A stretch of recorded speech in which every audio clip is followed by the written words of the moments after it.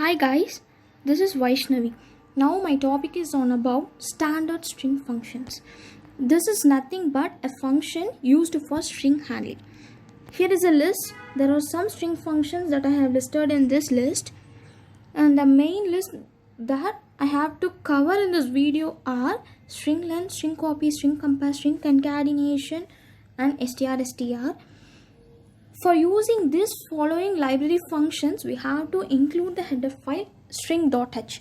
Without using this header file, we can't access these functions. The first is string length. This is used to calculate the length of a string. It takes a string as an argument and return its length. As I already say, it is defined in a string.h header file. String length does not count the null character while calculating the length.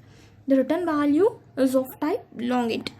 Note this example for a clear picture.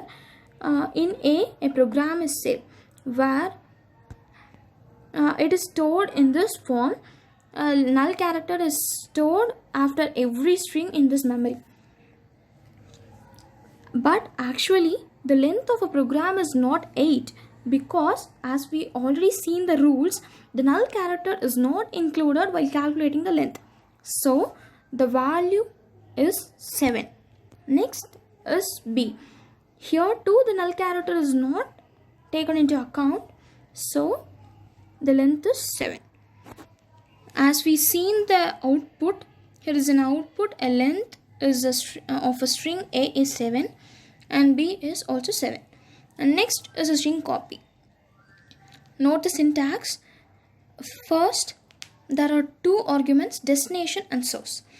Here, it copies the string pointer to source to the destination, including the null character. Here, null character is included. It returns a copied string. When we use a string copy function, the size of the destination string should be large enough to copy the string. Here is a simple example to understand about the string copy. In string 1, C programming is stored. In string 2 is declared. String 1 is copying its own word to string 2. That is right to left. Now, while displaying the string 2, C programming is printed. This is a simple program to understand the function string copy. Next is a string compare. It compares the two string character by character. Note that word character by character. It is very important. There are some return value from strcmpf. If it returns 0, both strings are identical. If it returns negative or positive, the both strings are not identical, and this negative and positive value is also based on an ASCII value. Here ASCII value is important. Here is an example. Note, str1 contains ABCD all small, str2 contains ABCD C caps, str3 contains ABCD all small. While comparing str1 and str2, C is differing, that is caps and small. First, let's see. Here, the ASCII value of small c is 99. The ASCII value of capital C is 67. While comparing these two, it calculates a difference, that is 99 minus 67 is equal to 32, which is a result that is printed. That is strcmp of str1, str2 is equal to 32. And next take str1 and str3. Both the strings are equal and their difference too is equal to 0, which is a result.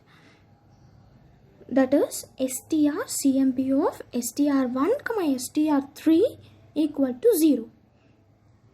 I hope you might understand this concept. And next is str. This finds the first occurrence of a substring in a string. The string may be a sentence. No worries. It contains two arguments, that is s1 and s2. First, S1 is the main string to be examined and S2 is a substring.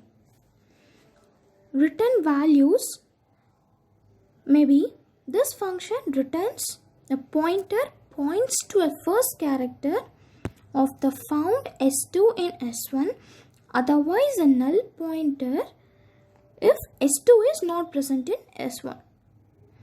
The explanation for this is we can see while seeing an example. Here is an example in string, that is str. The stored sentence is use your brain and heart. The target word is brain. You want to find that the word brain is found in a str sentence. For using this, we are using str and str. While doing this, here a brain is found in which position? That is P. U is first position, S is second position, E is third position, the blank space is fourth position, Y is fifth position, O is sixth position, U is seventh position, R is eighth position. After ninth position, B is found. So the value of P is 9. So in the printf, we are going to print P str. You might think the value of P str is 9. It's right. See the output. You're right. And here is some application, that is you can replace a string by another string. That is, you can, in the above example, you can replace that brain and can replace another word instead of that brain. This is an application. And last thing is strcat_off. It concatenates two strings, that is it joins two strings. It contains two arguments, that is source and a destination. A destination string is concatenated to the source string. That is, source string and the destination string are concatenated, that is joined. And the destination string is a resultant value. From the example, you can clearly understand. Here str1 is that is the destination string. str2 is a source string which contains strcat_off. As per the syntax, strcat_off destination string comma source string, where str2 is a source string. Now the source string is joined to the destination string. So while we supposed to print string 1, that is destination string, the output is this is strcat_off. When we forced to print that source string, that is str2, it should not print. It will not print this is strcat_off. It just prints strcat_off. This is an main thing that is involved in strcat_off. I hope this video would be nice. Thank you.